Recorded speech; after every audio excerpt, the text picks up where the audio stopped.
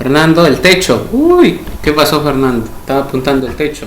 Yolanda, Samuel, ¿están despiertos? Samuel,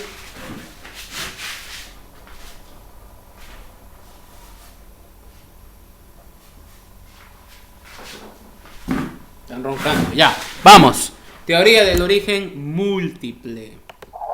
¿Ok? Teoría del origen múltiple. Ahí está Samuel en el Chaco. Teoría del origen múltiple. La teoría del origen múltiple o teoría oceánica multirracial es la teoría que explica que el Homo sapiensis llegó de América a partir de distintas oleadas migratorias de distintos lugares como Asia, Australia, ¿ok? Polinesia, Melanesia, y es contraria a las teorías que afirman que el origen del hombre americano se dio por solo una oleada migratoria desde Asia o África. También a otras teorías más drásticas, como la teoría de Amenigini, que concluye que el origen se dio en el mismo continente debido a la evolución. Paul Rivet propuso esta teoría oceánica porque el origen de los indios americanos siempre se ha expresado en una interrogante. En 1943 publicó su libro Los orígenes del hombre americano, y ahí explica las semejanzas lingüísticas, físicas y culturales que hacen ver la relación que puede existir entre los hombres del pueblo de ambos continentes. Como vemos, prácticamente parte de una teoría evolucionista. Nosotros no creemos en la evolución. Sabemos que todo ha sido creado y los seres son demasiado complejos para haber evolucionado, y además de eso porque no ha habido una continuidad en la evolución y hay muchas cosas que son refutables también dentro de lo que es. O sea, hay que tener más fe para poder creer en la evolución que para poder creer en la creación. Pero afirmando estos conceptos que se manejan de manera universal, se tienen, ¿no?, estas dos teorías, dos hipótesis de la llegada del hombre a América, ¿no? El cual sería uno por el estrecho de Bering en Norteamérica, y lo otro que nos dice que ha sido donde, que han sido oleadas migratorias de donde dice, de Australia, de las Polinesias, de las Melanesias, ¿no? Y de África, quiere decir por la zona central. Dice, ¿qué más? Vemos aquí Paul Rivet, que propone que esta teoría oceánica, porque el origen de los indios americanos siempre ha representado una interrogante, ¿no? 1943 publica su libro Los orígenes del hombre americano, y ahí explica las semejanzas lingüísticas, físicas y culturales que hacen ver la relación que puede existir entre los pueblos de ambos continentes. Dice, el indio americano es muy similar al que vive en la Polinesia, al que vive en la Micronesia, al que vive en las islas de Australia. Son similares. Entonces no puede ser que el indio americano haya venido de Asia. Y si nosotros vemos, por ejemplo, algunos rasgos que nosotros vamos a buscar en internet para que nosotros lo veamos.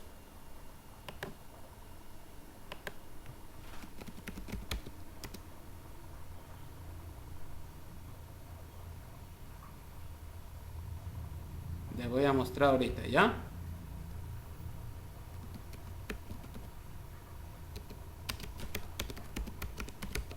Para que nosotros veamos. Vamos a hacer una comparación en lo que es la fisionomía.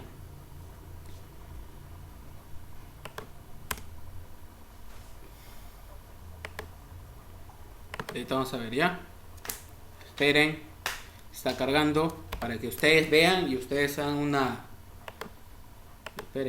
comparación. A ver, ahora sí le voy a compartir. Stop share. Me despeinó.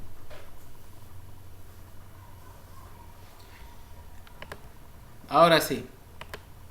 Miren en la pantalla. Ellos son los indios americanos, indios nativos. Y claro, en cierta parte, si nosotros vemos, ustedes me van a decir, ¿ven algún rasgo asiático de alguna manera?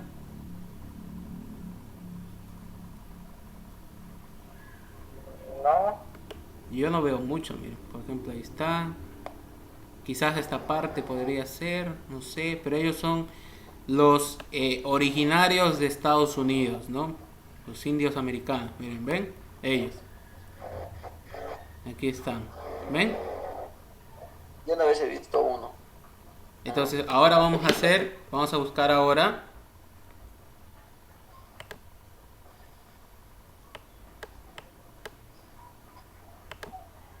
Vamos a buscar ahora. Ya hemos visto esto. Ahora vamos a buscar personas de la Polinesia. Vamos a buscar, ¿ya? Micronesia. Pucha. Yo ni busqué esto, ya se autobuscó esto.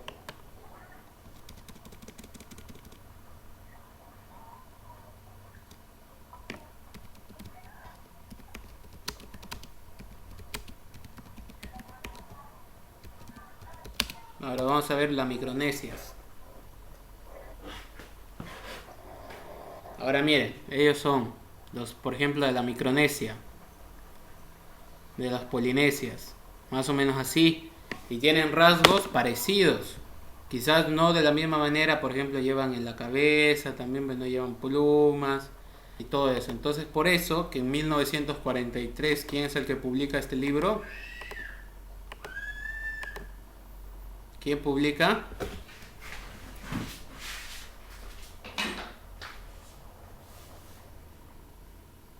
¿Quién lo publica? Paul. Darwin. No, se llama Paul Rivet. Paul Darwin. Él en 1943 publica su libro, ¿no? ¿Cómo se titulaba su libro? Los orígenes del hombre americano. Y ahí explica, él dice, hay semejanzas lingüísticas, semejanzas físicas y semejanzas culturales que muestran una relación estos dos pueblos. ¿Ok? Tienen muchas similitudes. ¿Ok? Vamos a continuar con la siguiente parte. El origen múltiple de la migración del hombre hacia América según Wright. Esperen que voy a apagar esto. Lo que pasa es que estos días así es más pesado porque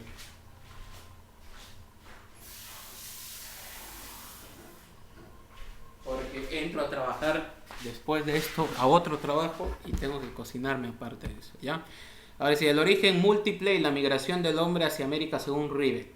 Rivet, para poder fundamentar su teoría, se basó en las similitudes que habían entre los pueblos del continente americano y los pueblos del viejo mundo. Mediante investigaciones y descubrimientos, se dio cuenta que no hay mucha diferencia entre ambos lados del planeta. Con este conocimiento, desarrolló la posibilidad del origen múltiple del hombre americano. ¿Ok? ¿En qué se basó? En las similitudes que hay entre en los pueblos del continente americano y los pueblos del viejo mundo. Se dio cuenta que no hay mucha diferencia entre ambos lados del planeta y con este conocimiento desarrolló la posibilidad del origen múltiple del hombre americano. ¿Ya? ¿Qué nos dice? Los migrantes asiáticos. Paul Rivet creía en la migración asiática, pero a diferencia de otros teóricos, discernía en el hecho de cuáles fueron los grupos asiáticos que migraron al continente americano. ¿Qué dice? Paul Rivet creía en la migración asiática, pero a diferencia de otros teóricos, discernía, dicen, el hecho de cuáles fueron los grupos asiáticos que migraron al continente americano. Al darse cuenta de que los amerindios no tenían conocimiento sobre la rueda ni sobre los metales más avanzados, descartó ciertos grupos asiáticos, porque ya en Asia tenían avanzado lo que era la rueda y el trabajo en metal, que no tenían razones cuáles por qué emigrar, además de haber hecho estas civilizaciones que hubiesen llevado a ciertos conocimientos con ellas. Ni egipcios, ni judíos, ni babilonios, ni chinos, ni japoneses, ni indios fueron responsables de las olas migratorias hacia el territorio americano.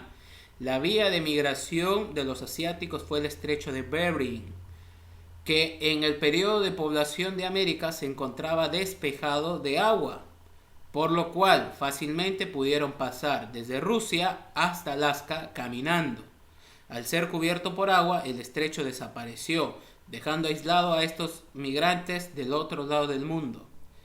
Esta tan solo fue una oleada de las tantas que vendrían después. Entonces, ¿qué quiere decir? Él dice, no, ha habido más Más de una oleada. Más de una oleada. Ha habido varias oleadas de lo que es la migración del hombre, ¿no? La primera, el estrecho de Bering, las personas cruzaron de Rusia a Alaska, pero cuando regresaron, ¿qué sucedió? Que ya se había cubierto de agua ese estrecho y ellos no podían caminar, ¿no? Luego, los migrantes australianos. La influencia australiana no solo se llegó a notar en el extremo sur de América. Sin embargo, la teoría afirma que aunque la ola migratoria de Australia fue menos notoria, esto no significa que no haya sido menos importante. La conexión entre los migrantes y los indios americanos puede notarse más que todo en el aspecto cultural. Cierta similitud fue hallada entre los cráneos encontrados en Australia y Sudamérica. Esto afirma una semejanza física. Otros dos factores que representan la relación entre los americanos y los australianos. No dice por las formas del cráneo, había una similitud entre los australianos con los americanos. Son las herramientas que utilizaban grupos y semejanzas lingüísticas en ambas regiones. El uso de las barcas hechas de corteza, el modelo de sus chozas y hasta ciertas celebraciones religiosas presentaban una semejanza considerable con aquellas de origen australiano. El idioma presenta la más grande prueba de la influencia. Esto no se debe al grupo lingüístico con al cual pertenecen los onas y los pantagones. Más de 80 palabras mostraban las mismas raíces de las australianas. La palabra sangre en australiano es wara, mientras que con es war, piedra es turuk, y en América es truca, ¿no? Entonces dice, hay unas similitudes entre los que son los sudamericanos con los australianos en especial. Eso es lo que nos dice.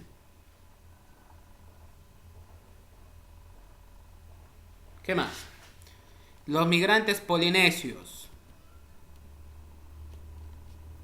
Los hornos cavados en tierra, las máscaras de ceremonia y muchas creencias espirituales son los nexos que vio Rivet entre los maoríes de Polinesia y muchos habitantes en América del Sur, y en su mayoría del grupo étnico quechua. Al igual que los melanesios, se cree que los migrantes llegaron al continente americano por el océano y al llegar extendieron su cultura mientras se expandía en América la lengua polinesia. También fue influyente en la lengua quechua. ¿Qué más? A diferencia de los australianos, los melanesios dejaron su huella desde América. A ver, aquí dice de los polinesios, hornos cavados en tierra, nosotros sabemos que en América se hace eso también. Máscaras de ceremonia y muchas creencias espirituales son los nexos que vio Rivet entre los maoríes de Polinesia y muchos habitantes de América del Sur, en su mayoría del grupo étnico quechua, o sea, similitudes con el grupo quechua. Al igual que los melanesios, se cree que estos migrantes llegaron al continente americano por el océano y al llegar extendieron su cultura mientras se expandían en América. La lengua polinesia también fue influyente en la lengua quechua. Los migrantes melanesios. A diferencia de los australianos, los melanesios dejaron su huella desde América del Norte hasta América del Sur, aunque no se sabe a ciencia cierta por qué lugar llegaron los australianos, ni si solo fue una oleada o más. En caso de los melanesios se presume que la migración llegó desde varias oleadas en distintas épocas. ¿Ok? Dice, los aspectos culturales, físicos, lingüísticos y hasta ciertas enfermedades son la prueba de la influencia de Melanesia en América. Las culturas de ciertos grupos indioamericanos emulaban completamente la de Melanesia. Estos indios usaban hondas y cerbatanas que empleaban en la caza y en la pesca. El grupo de indios de Lagoa Santa poseían cráneos y una estructura ósea muy parecida a las cabezas de los melanesios. Diversas tribus americanas, dispersas desde California hasta Colombia, formaron parte del grupo lingüístico Oka. Cada tribu formó y desarrolló su propio dialecto con el tiempo. Sin embargo, Todos esos dialectos evolucionaron desde una misma raíz.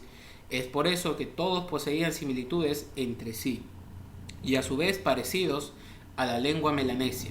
Ejemplo, la palabra fuego en melanesio era ahí, mientras que en el oca era ai, cabeza, upoco, y en oca, epoc. La influencia se extiende hasta más de 100 vocablos. ¿Ok? Entonces dice, hay una similitud también en la lengua, o sea, hay una influencia directamente entre las lenguas en ambas culturas, y estos indios de Lagoa Santa vienen desde Carolina hasta Colombia, o sea, un largo tramo. La sangre de los indios americanos. Este es el gran y último factor que permitió que Rivet fundamentara su teoría. El factor rhesus, la sangre de los humanos puede ser RH negativo o positivo y posee distintos tipos. En personas europeas predomina el tipo A. Sin embargo, en americanos predomina el tipo O. La sangre O es predominante y de igual manera en Asia y Oceanía. Esto podría pasar por coincidencia, pero el factor rhesus entra en consideración.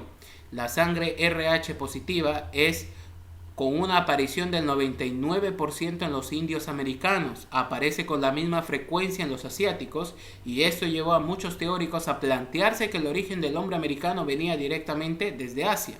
Rivet logró recopilar más datos que, aunque confirman las migraciones asiáticas, desmienten que fueron exclusivas de la población de América. Los europeos tienen un factor rhesus positivo del 56% al 78% de la población. No obstante, los asiáticos, los polinesios, los melanesios y los australianos poseen el 99% de aparición del factor RH positivo, factor que ocurre con la misma frecuencia en América. De esa manera, Rivet dio punto clave a su teoría que los hombres americanos tuvieron influencia oceánica en todo su esparcimiento y territorio. Entonces, ¿qué dice? La sangre, tipo de sangre, RH positivo con mayor afluencia en América, y la sangre de tipo A con mayor afluencia en lo que es Europa, ¿no? Entonces dicen, no, tiene que ser, y ahí algunos agarran y dicen, no, es de Asia, porque en Asia tienen ese tipo de sangre. Dicen, no, también los que viven en Australia también tienen ese tipo de sangre, ¿ya? ¿Hasta ahí hay alguna pregunta, alguna duda, alguna acotación, algo? O sea que en realidad no fuimos esclavizados por los europeos, sino por los asiáticos. ¿Cómo? Porque dice que el tipo de A que predomina en Europa, el tipo de sangre que predomina en Europa es el tipo A, y en Asia y Oceanía y demás es el tipo O. Pero supuestamente han venido aquí los españoles, se quedaron aquí, tuvieron hijos con los indios, pero no tenemos el tipo de sangre A.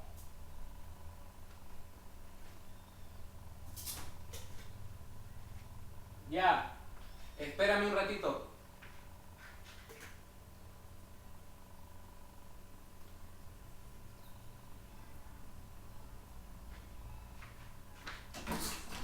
Entendí tu pregunta, pero está un poquito fuera de contexto por el hecho de que los que primero llegaron fueron ellos, luego llegaron los españoles, ¿me entiendes? Por eso explicábamos y hablábamos que hay oleadas en los cuales ellos han llegado, y de ahí es donde había ya los nativos de América, y luego vinieron los españoles a colonizar a ellos, ¿me entiendes? No es como que primero llegaron los españoles y luego llegaron ellos, no, es al revés. Primero llegaron ellos y luego los españoles ya a colonizar la población que había. O sea, en sí, la conclusión es que aquí, en un tiempo de la historia, no había gente en América, y empezaron a llegar de otros lados, y nosotros conocemos el origen de Adán y Eva, conocemos el jardín del Edén, y tenemos en cuenta más o menos que por el río Éufrates inicia el origen del hombre, y luego se expandió la población, ¿me entienden? Se expandió. Entonces, de cierta manera, el hombre ha llegado a diferentes territorios cada vez más y ha avanzado. Lo mismo con América, que llegaron en un cierto tiempo personas aquí cuando no había ningún habitante, ¿ok? Más que, de seguro, animales. Eso chicos, esa es la clase de hoy. Les voy a explicar la actividad. Investigar de qué tipo de sangre son ustedes, la raíz o la raíz de su apellido, de dónde proviene.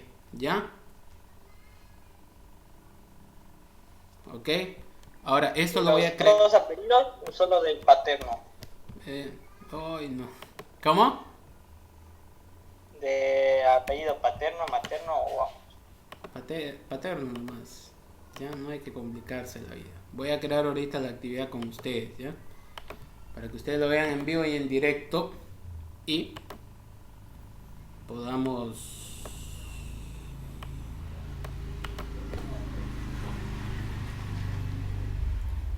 Aquí está, trabajo de clase.